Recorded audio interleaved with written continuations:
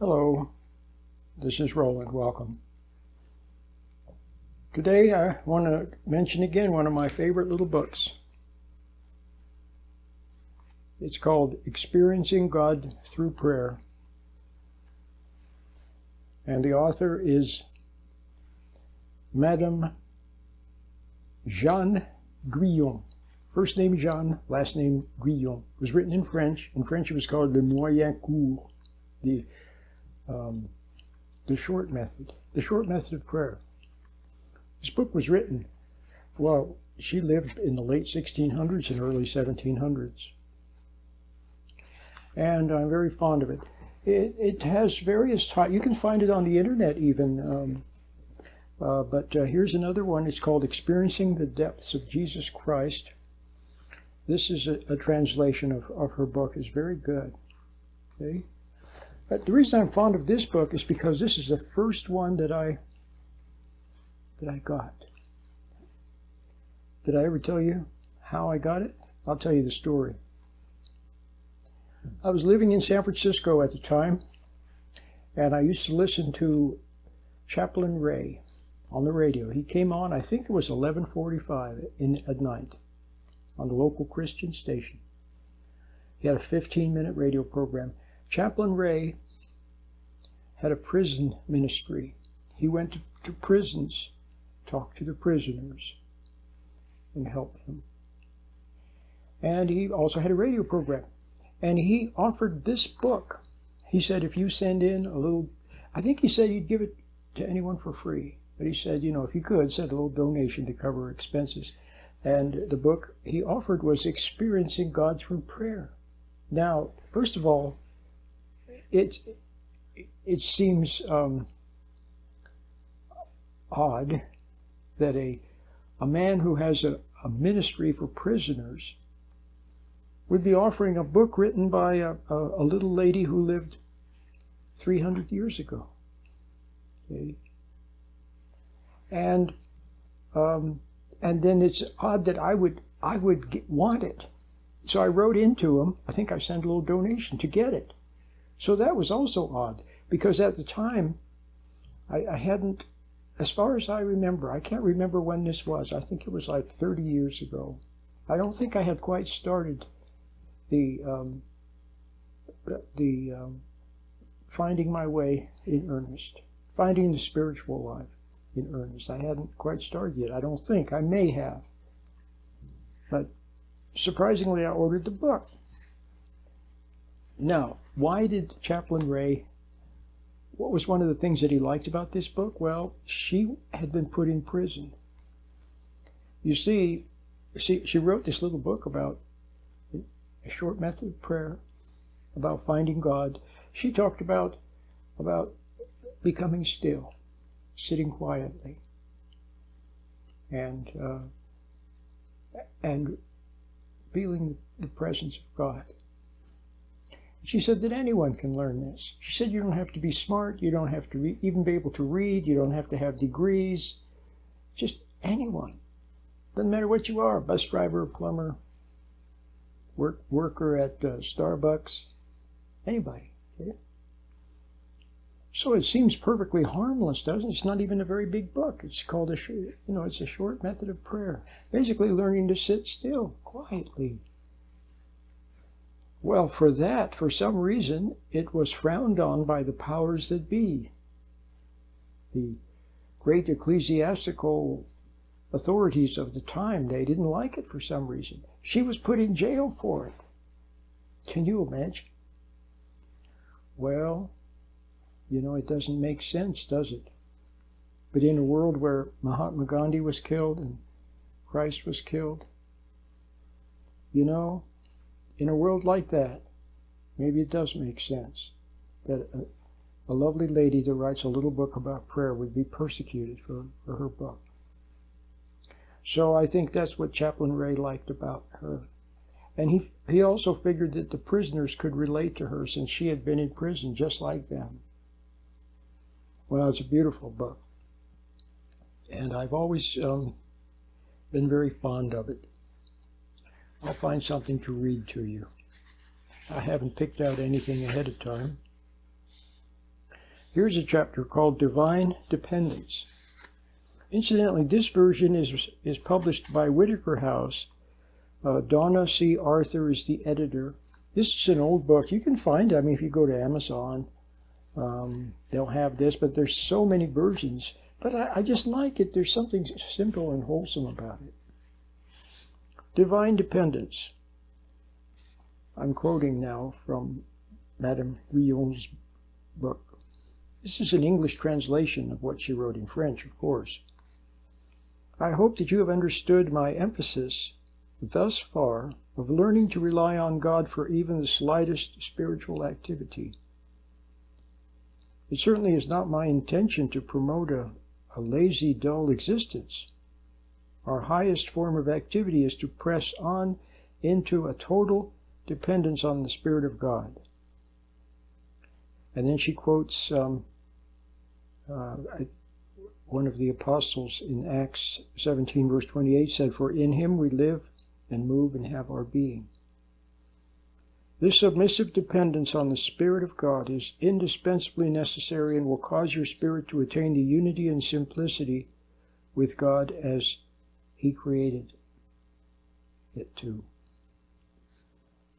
Well, this is very good. Christ said, "Of myself I can do nothing. It is the Father within who doth the works."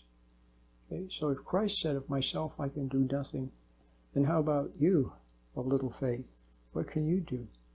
See, let me see if I can put it to you in a nutshell. What she said is true. We have to learn to become completely dependent upon Him. And to the extent that you are dependent on Him, you are free.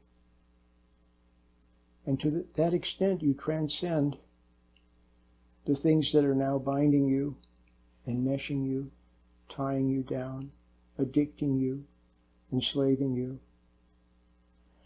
See, life from God begins in stillness. And then from stillness comes forth energy, purposeful energy, with love in it, with love and understanding in it, to do things. And then rest. It's beautiful. It's a very simple existence. Begins in stillness. That's why we begin today with meditation. But you have never known that, except when you were a little tiny child. When you were a little tiny child, you were self-impelled. You leapt from bed in the morning and ran across the carpet for looking forward to a day of adventure. Okay? But what happens to us is that we become emotionalized, we're teased, we're challenged, we react, we become upset. See? We make things too important. We have peer pressure and drug pressure and academic pressure and grade pressure and performance pressure and all kinds of pressures. See? And we start reacting and reacting and reacting. But to the extent that you become reactive, you lose that independence. So now let's talk about the other kind of activity, the one that most of us know, the one that makes life seem futile, and that makes life a drudgery, and that makes us fatigued and tired. This other life that is not from God, it begins not in stillness, but it begins with an external tease, or temptation, or challenge, or pressure, to which we react. Or some sort of external, or some external authority. Something on the outside gets us to react and respond. And then the life then becomes a life of reacting to the outside. And before long, that eventually, that's all you know, is reacting.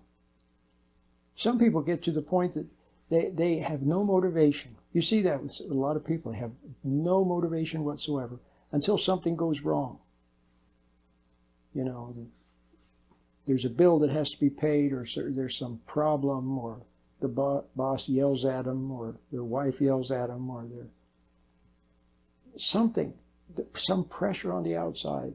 Something goes wrong, something breaks, something happens, and then they react. And then they rush, often with anger energy or resentment energy. But it gives them, but that's how they draw up the energy to move. But do you see what kind of energy it is? It's a nervous energy, a frantic energy, a reactive energy. It doesn't begin in stillness. It begins in reacting to challenge on the outside. Now, responding to external stimuli is perfectly normal for animals. But for we humans, at best, it's it's the casing that it's what we're born with. We're born with animal bodies. We're a soul in a body. So, in a sense, that's how we start. But as life goes on, it becomes very painful and draining, and it's the life that leads to death. Every time you respond to the outside, every time you get, and then we become so sensitive that we become reactive to everything. Some little irritation, some little thing that upsets you or makes you a tiny bit angry, or these are all reactions that use up energy. But do you see where they begin? They begin on the outside. Often they're other people's will. There's a will behind it. Or they know that they can get you to react. Now a very popular word is challenge. To be challenged to do this or challenged to do that. Well, it sounds not really cute. But the problem is that someone who is challenged and performs, even if they become a success, it's still not from within. It's not intuitive. It's not from God. It's not from their inner ground of being. And so it's never totally satisfying. So how do you feel when something excites you? And then afterwards you feel drained. See, how do you feel when, and then the goal substitutes for the thing, or for the person's pressure, or for the suggestion or the tease. So then you set a goal, and you think it's your goal. See, someone teased you, or they laughed at you.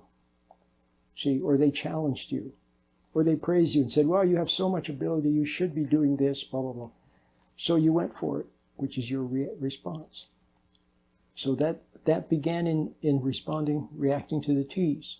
But then you make it your own goal, so that way you feel like you're living your own life. But remember where it began. It began with the tease, the challenge, the pressure, see, to your ego.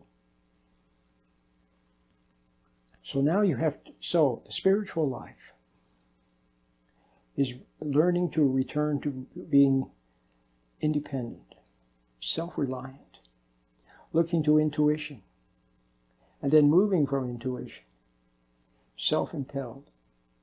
See, that's the beautiful life. It's the life of purpose, and it's in harmony with God's will and with what you were meant to be. And so it's beautiful, and it's not fatiguing. It has love. It's a different energy, completely different, has love in it, and people can sense it. See, so there's so many good things I could say about it. And of course, a lot of my books, my videos, my lectures have to do with that. But we have to learn to rely completely upon God, and especially when it comes to the spiritual life. See, a lot of people, they see, for example, that they're messing up. Maybe communication is bad with their kids or with their partner, or they're not doing well at work or something. They see that, but then they think that they have to make something happen. So they set a goal of, today I'm going to improve communication with my kid. Today I'm going to find a job. Today I'm going to work harder. Today I'm going to be nicer. Today I'm going to do something or other, or not do something or other. So they make it into a goal. But that goal becomes the goal then stands in for the temptation.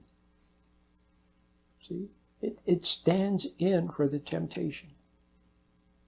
And so all you're doing is still reacting to something on the outside, some external reference point. And it moves you, those external reference points move you farther and farther and farther away from your center. Okay? You have to return back to the center. The way to start is to see that that's the case. But then don't resent yourself.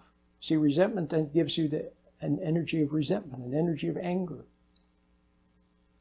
So that's not, you see, the anger is the kind of energy that comes from responding to an external tease or challenge, or making a judgment on someone. See, let's say someone does something wrong or they make a mistake, and then you puff up and judge them for it.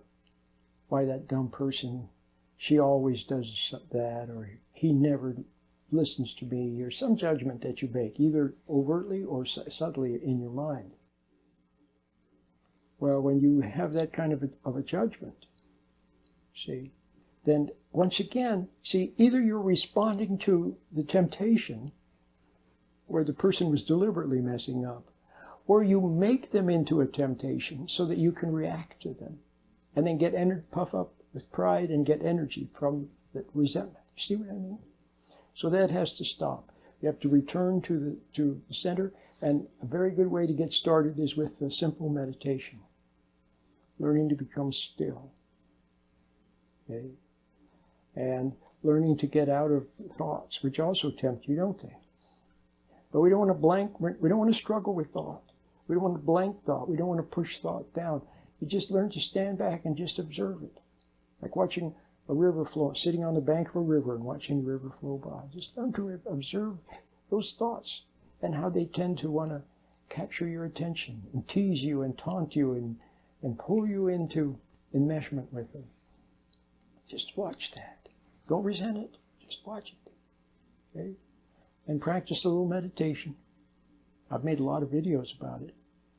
And learn to have a bit more objectivity as you go through the day. Okay? Learn not to react emotionally to everything. See, learn not to just learn to stand back and just watch, like if you were a tourist on vacation. Imagine you're a tourist on vacation and you see all the different people and the things they're doing and all the stuff that's going on. It's just interesting to just kind of watch it without forming a judgment, without reacting to it, without becoming angered by it. See what I mean? My name is Roland.